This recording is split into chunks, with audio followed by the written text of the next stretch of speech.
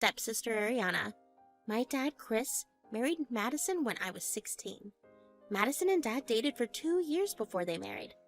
I lost my mom when I was young, so I was happy when Dad found love again, but Madison and Ariana quickly became a nightmare for me. Madison and Ariana hated me all their life. They always thought that I was taking away their share of money from my dad. I soon realized Madison was with my dad only for money. It became even clearer when they threw a fit after Dad gave me a college fund. Apparently, Dad should have given them money since they were also family. When Dad refused, they turned on me and bullied me restlessly. They even tried to take away my stuff and called me names when I protested. I didn't tell Dad because I didn't want to ruin his happiness. However, things changed very fast. My dad was diagnosed with aggressive cancer.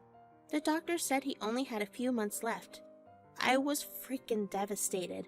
But Madison found this to be the perfect opportunity to get my dad's house in her name. One day, I overheard her telling Dad, "You need to update your will, Chris. Your health isn't improving a lot and I'm really worried about the future.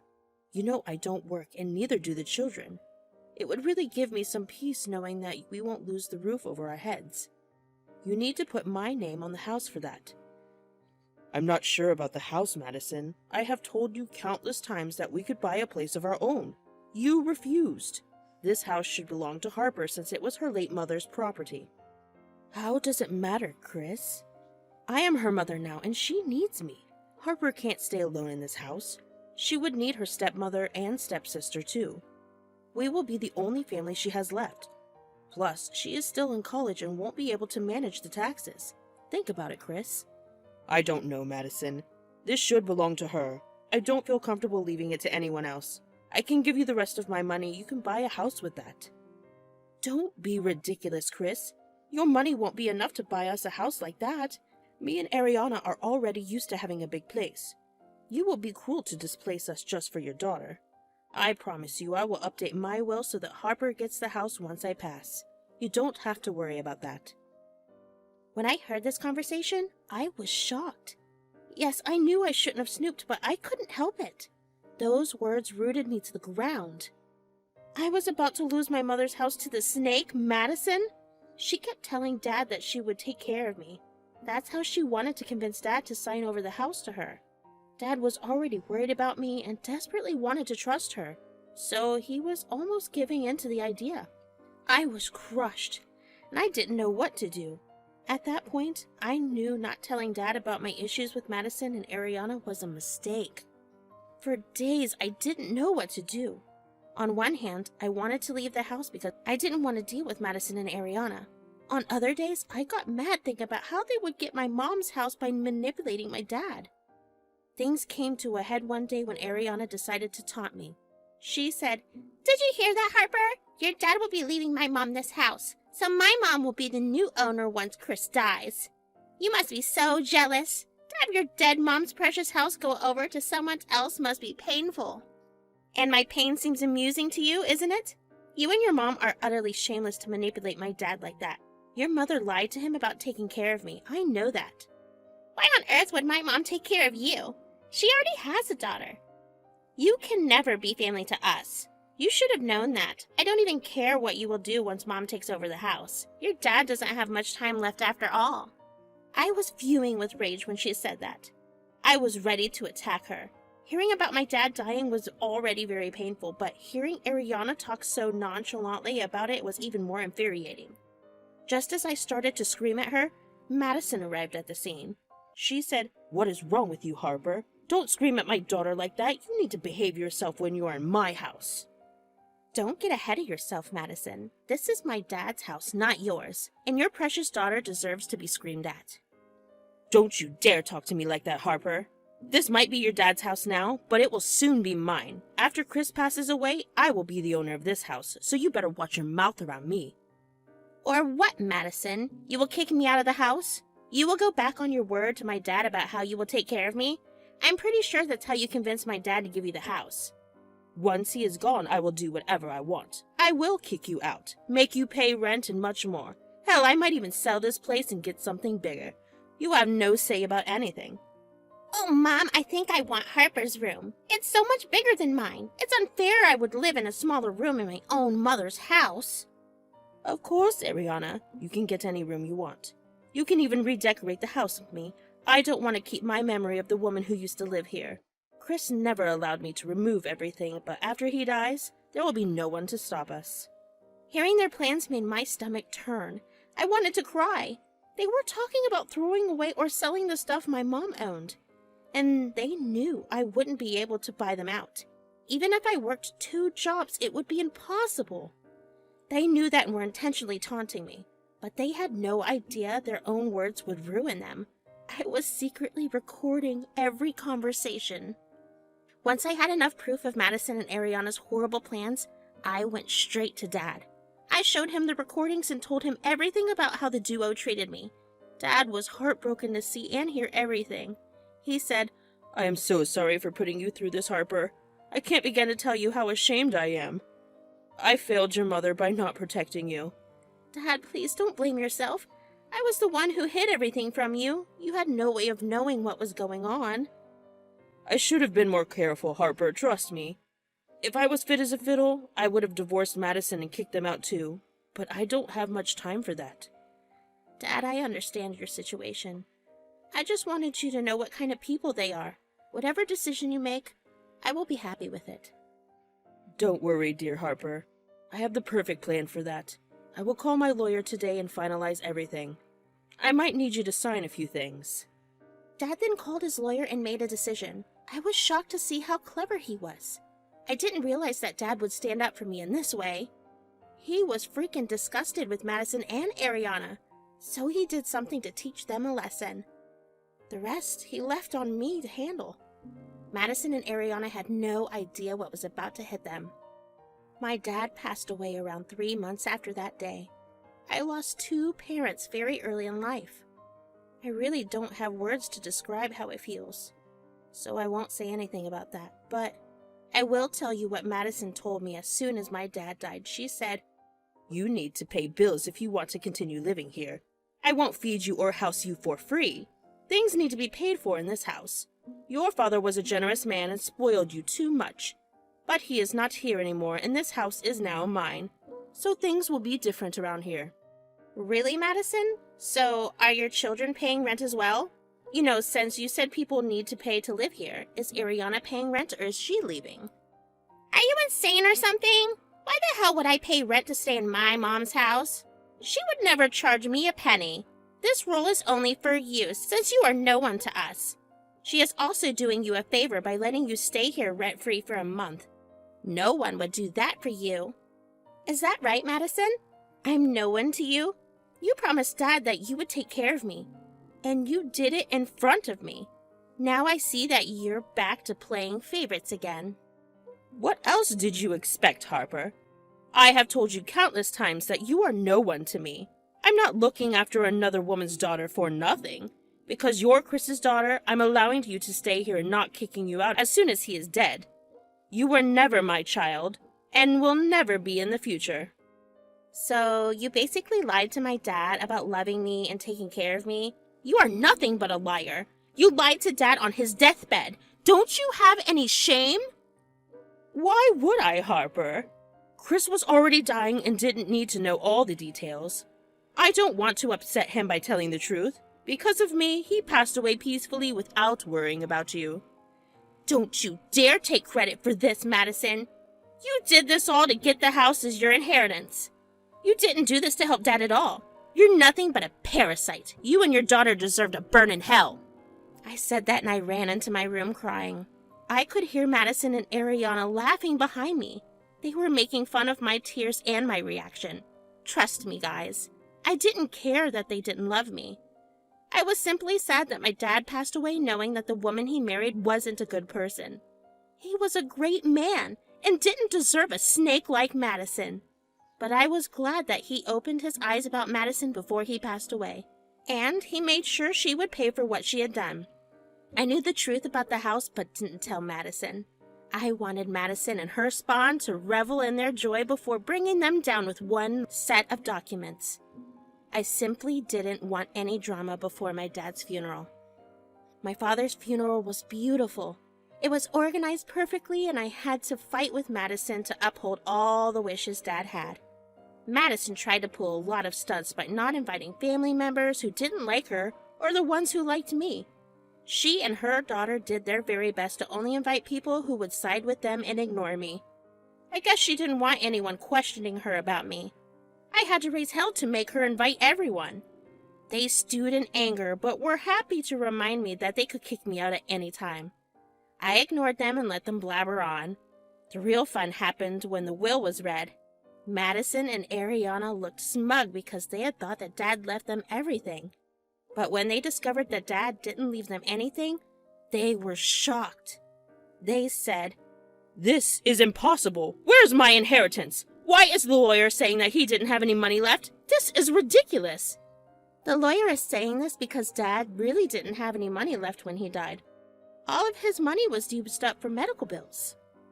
"Even then, I know the house was in his name. He must have had some money left over even after the medical bills. Where did that money go? What about the house?" "Oh, the house? He actually gave it away before he died. It isn't in his name anymore, so it can't be counted as inheritance. As for the money, well, he left me a trust and used up the rest to complete the transfer of ownership of the house. Looks like he only gave you $2,000 each." "This is ridiculous. Who the hell did he give the house to? We would have known this. The owner would have come and evicted us or something. This doesn't add up. Harper, you must be hiding something." Yes, Mom. I think so, too. Harper, whatever evil plan you have won't work. We will find out about it. You better tell us what Chris did with the house. We have the right to know." "Well, he gave the house to me, and he used the money to pay taxes on the transfer of ownership. There, now you have all the information on Dad's assets. The house belongs to me, and I'm the new owner, and you're right. I have decided to evict the two of you." "That is impossible. You cannot be the new owner of this house. I don't believe a word you are saying. I just don't." "Yes, and you're trying to hide the truth and rob us of our inheritances. All these are lies to confuse us." At that moment, I threw the ownership papers in their faces. Madison struggled to catch the flying documents. Ariana and Madison, then with a lot of eagerness, read what the paper said. They looked shocked and angry at the same time. Madison kept asking the lawyer there if the documents were legit.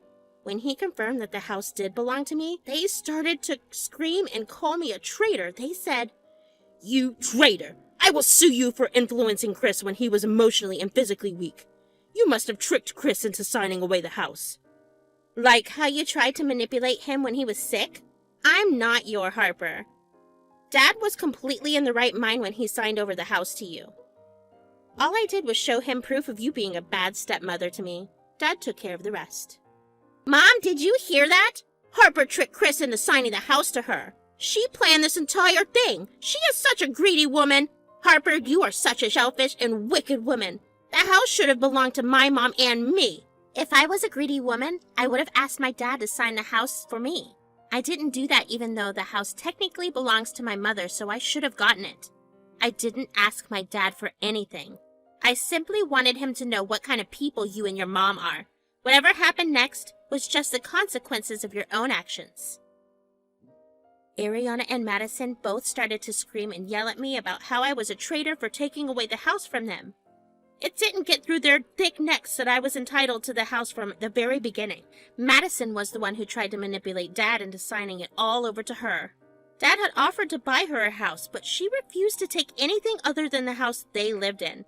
Madison knew that even if Dad bought a house, it wouldn't be as big as the one we lived in, and she didn't want me to enjoy such a big house while they stayed in a smaller one. So she decided to stick to this one. Dad had realized a long time back that the mother-daughter duo was only using him for money and mistreating his own daughter. So he wanted to do something to punish them. He did that gloriously. In the months that followed, Ariana and Madison tried their level best to sue me for the house and money, but all the lawyers they met with refused to take their case. They knew very well that she had zero chance of winning. While they exhausted their resources looking for lawyers, they forgot that the fact that I served them eviction notices. So when it was 1 week before eviction date, I decided to remind them.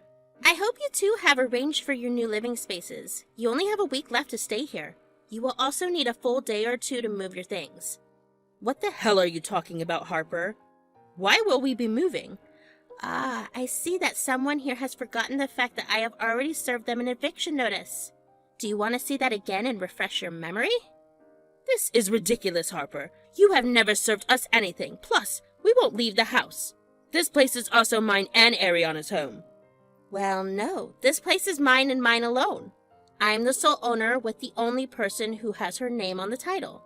As for the eviction notice, I specifically remember my lawyer serving you the papers the day after the funeral.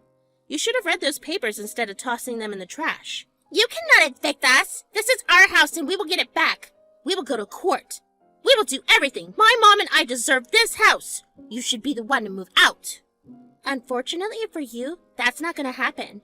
Now you can stay somewhere else and keep trying to sue me, or forcefully stay here while I go to court and the cops to kick you out. The choice is yours.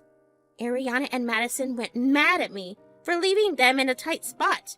I reminded them that they had almost done the same thing to me. If the roles were reversed, they would have taken great delight in my misery. So I let them figure out what to do and went to my room. Don't worry, I called my boyfriend to come and stay with me for a few days. I couldn't trust them to try and hurt me or something. The week went by in the blink of an eye. At first, Ariana and Madison kept bickering with me about the eviction. However, in a few days, they finally realized that they had no leg to stand on. They literally couldn't get the house and started a legal battle over tenancy, and would leave them penniless, so they started to beg me to consider their situation. Suddenly, I was called family among other good names, they said. Harper, can we just stay together? You know, we're family anyway. I'm sure this is what Chris would have wanted too.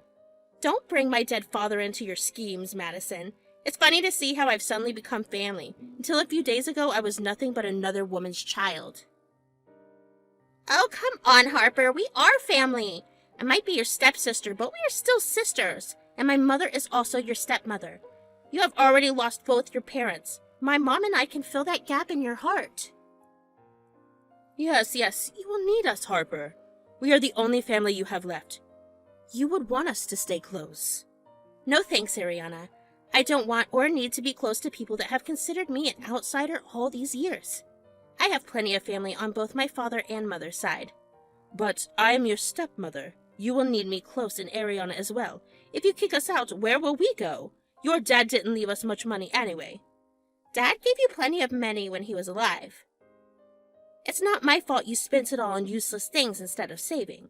You should have saved some of that money instead of spending it on lawyers who would refuse to take your case. I know you tried to sue me. Don't do this to us, Harper. We are your family. Don't kick us out. This is my father's house. Think of what he would have wanted.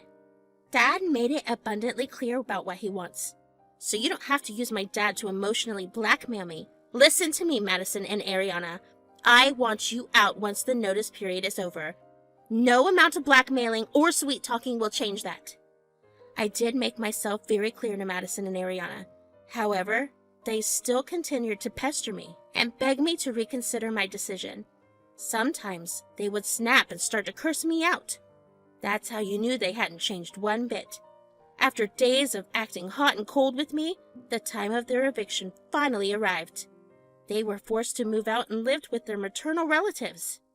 However, they didn't want to house the duo for more than a month. Madison and Ariana tried to do their best to get people to help them. They tried to play the victim card until my extended family called them out. By the end of the 1 month, they knew that relying on anyone wouldn't help them. They were being pressured to move and get jobs. Apparently, Ariana threw a fit when Madison suggested she get a job. Ariana didn't want to work, and she didn't expect her mom to ask. They had some nasty fights about working until the two went their separate ways. Madison got a desk job and lived with 5 people. Ariana went to stay with her boyfriend, who kicked her out once her entitled behavior surfaced. After months of being absent, Ariana and Madison came back to my door to beg for forgiveness. But I closed the door on their faces. They didn't deserve my forgiveness and needed to learn that they couldn't get away with everything. I'm doing much better in college and really looking forward to graduation. Since my grades have improved a lot, I'm now looking forward to getting a good job with my degree. I still miss my dad terribly, and the house feels empty without him. but I know my dad is watching over me and guiding me in every way possible.